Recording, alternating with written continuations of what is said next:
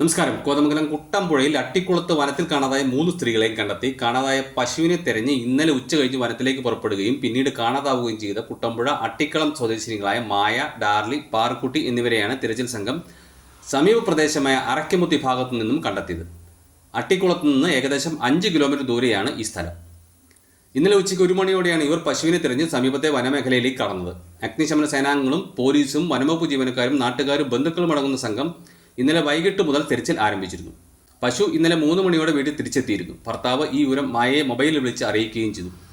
വീട്ടിലേക്ക് തിരിച്ചു വരികയാണെന്നും വഴിയിൽ ആനക്കൂട്ടമുണ്ടെന്നും ഈ അവസരത്തിൽ മായ ഭർത്താവിനോട് വെളിപ്പെടുത്തുകയും ചെയ്തിരുന്നു. ഒടുവിൽ വിളിക്കുമ്പോൾ തങ്ങൾ സുരക്ഷിതരാണെന്നും ഒരു പാറപ്പുറത്ത് നിൽക്കുകയാണെന്നുമാണ് കാണാതായവർ ഉറ്റവരെ അറിയിച്ചിരുന്നത്. സന്ധ്യ മുതൽ ഇവരെക്കുറിച്ച് യാതൊരു വിവരവും ലഭിക്കാത്ത സ്ഥിതിയായി. ഇത് പരക്കെ പരിഭ്രാന്തി സൃഷ്ടിച്ചിരുന്നു.